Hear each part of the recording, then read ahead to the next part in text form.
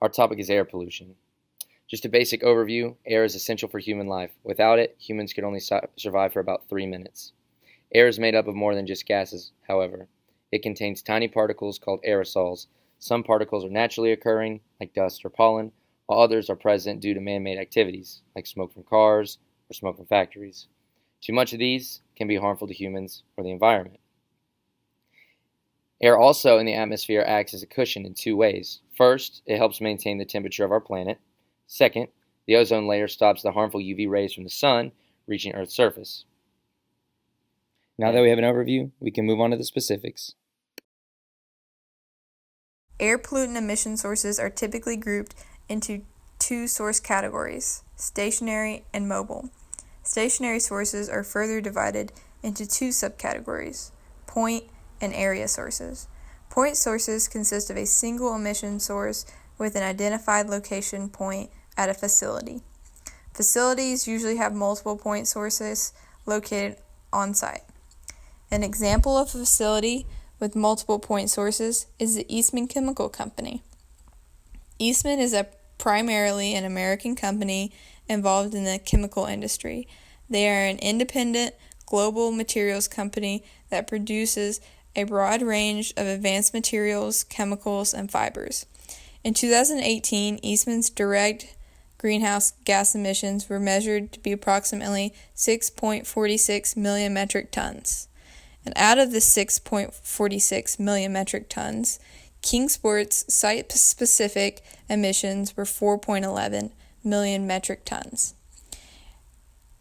And in 2017, Eastman's total release inventory emissions were 5.4 million pounds. This made Kingsport's site 17th nationally for total release inventory emissions. Eastman Chemical Company is a great local case study of how much air pollution can be emitted by these types of chemical plants. It is also important to note the direct environmental aspects that air pollution has on the Earth. Toxic air pollutants have a huge effect on the overall health of the planet, including its biodiversity. Acidification is one major result of the increased carbon dioxide in the atmosphere. Acidification of the ocean's water is having negative impacts on marine life, particularly those with shells. The increased acid levels in the water cause the shells, which are made of calcium, to dissolve. Rising CO2 levels have been linked to the increase in the frequency of natural disasters as well as the increased intensity of them. While wildfires, hurricanes, and the like can worsen air pollution, among the causes for these is the bad air quality itself. We have seen just this year how these disasters, such as the fires in Australia, can destroy habitats and bring species to the brink of extinction or past it. However, with all that being said, some ecosystems and species are more susceptible than others. With so many individual air pollutants, it's hard to identify how each species is specifically affected, but terrestrial plants, for example, have a hard time adapting to changing environments quickly, so they have been found to react very negatively to air pollutants, as well as lower life forms, such as lichen and fungi. Certain environments also have a harder time dealing with the results of pollution because of their location or the fact that they are already vulnerable to begin with. And with habitat destruction being the number one threat to biodiversity, it is really important to protect these areas.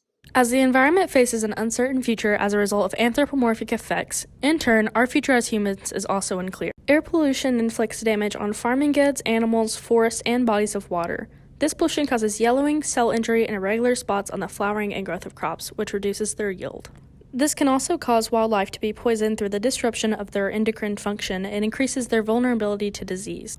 While this is happening, chemicals used as refrigerants contain chlorine atoms that are being released into the atmosphere, and this is partially responsible for destroying the Earth's ozone layer. One chlorine atom contains the possibility to destroy thousands of ozone molecules.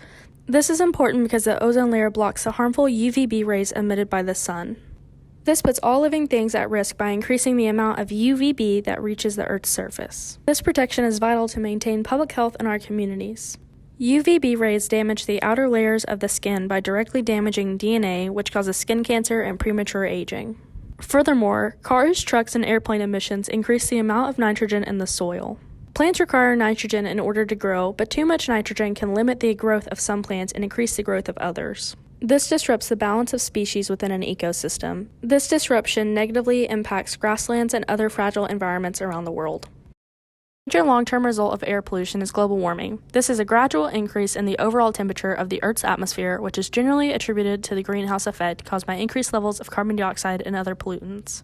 Scientists have predicted that long-term effect of climate change will include a decrease in sea ice and an increase in permafrost thawing, and an increase in heat waves with heavy precipitation and decreased water resources in semi-arid regions. Therefore, this will result in food changes, water supplies, insect-transmitted diseases with a variety of health outcomes. However, we can still prevent this from happening, but we are running out of time. Using non-combustion renewable energy sources reduces air pollution drastically and limits climate change and greenhouse gas emissions. This can be accompanied by encouraging companies to replace fossil fuels with biofuels, turning to solar power, and purchasing energy-efficient equipment.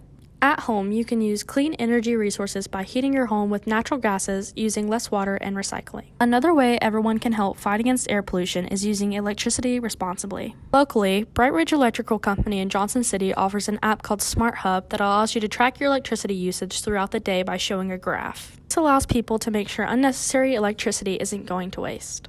Next, an easy way to lessen your impact on our environment is by using environmentally friendly products. This can be done by using natural house cleaners that do not contain harmful chemicals, checking the materials used in products you buy, and the longevity and reusability. Because of these efforts and reduction of pollutants in the air, the ozone layer has been observed to be recovering and attempting to heal. The ozone layer is steadily repairing itself following a global reduction in the use of ozone-depleting substances. With this silver lining, it is encouraging that other environmental issues can be solved by inflicting change in our homes and our communities.